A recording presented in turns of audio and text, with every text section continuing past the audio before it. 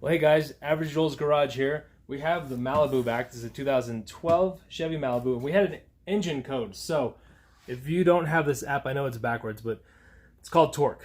And if you get an OBD2 scanner, then you can get, those are usually like 8 to 15 bucks. You can get one on Amazon. You get this app, and you hit fault codes. So this is telling me that there is a fault code of PO171 powertrain. The system is too lean.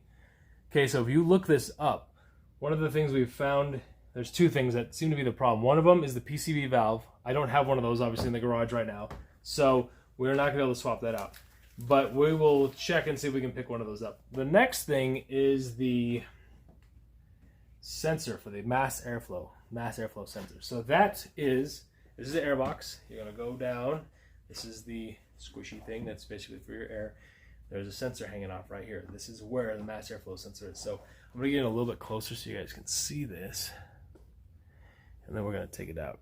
So to do this job, you either want a screwdriver, regular flathead as we call them, or you can use a 5/16 socket.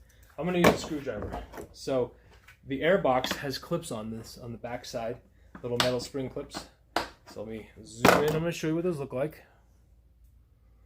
So these clips here, you're going to pop those off. 1, 2, done. Okay, there's no other clips on the front. But the way Chevy designed this gets kind of bumpy right here. This bounces against this, so you have to be kind of cautious when you pull this out. So the easier trick is to, there's a screw right here.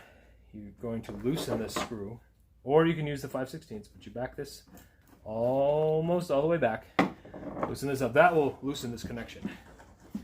So now the airbox is almost free to pull out. But you have the wiring harness here. You just put your thumb on here and you just slide this guy off. This just clips on, slides off.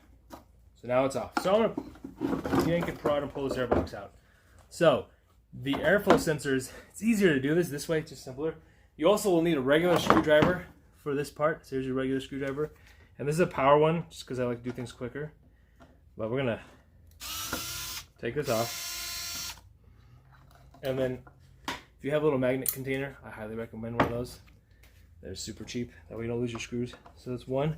There are 2 screws, if you can see. There's a bottom one as well. So back this one out. Set that in there. Now, here's what's funny.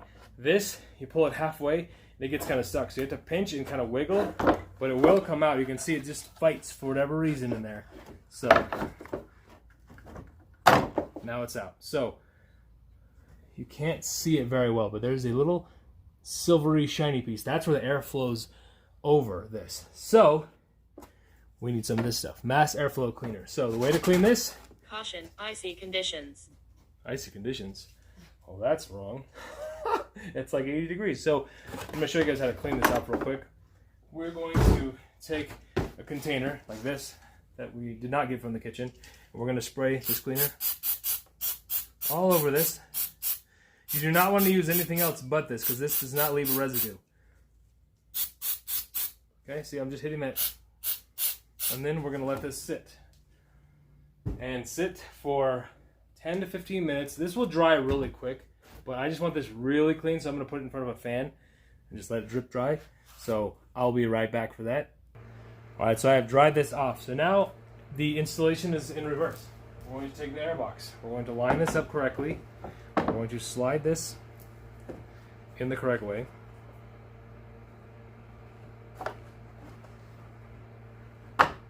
Okay, and now we need to screw it in with the screws. And if you can't remember, if you had it, flipped the orientation right, the nice thing is that you've got these screws here that don't line up correctly. So, good job for the Chevy engineers to make sure that that was totally fine. But this goes in with the non-metal side up.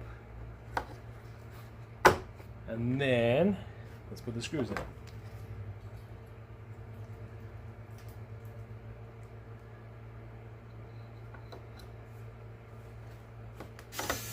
Okay, there's one. Let's get that second one in.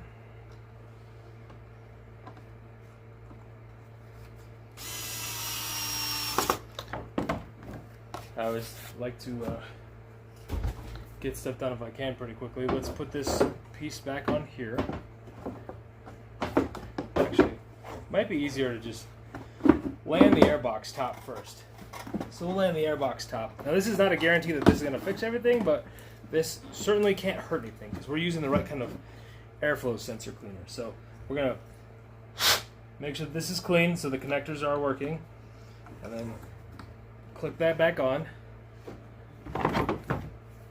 These clips that I showed you earlier just snap back in place. If you need to see that up close, I can definitely do that later. And we're going to tighten this. You don't want these loose because you don't want it sucking in air that's not clean. They'll still handle the air, but it's after the sensor, so that would be a problem too. Okay, so we've now officially cleaned the mass airflow sensor in this car. We're going to go ahead and, one more thing I'll show you with the app is you can clear the codes, which everybody wants to do. So here's the app.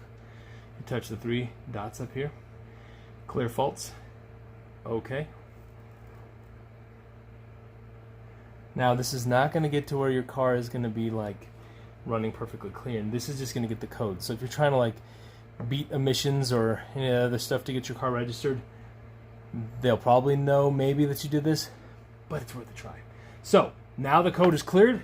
Now what we will do is we will start the car up and give it a shot. So thanks guys. Please like and subscribe as always and comment in the video. I'll talk to you guys later. Bye.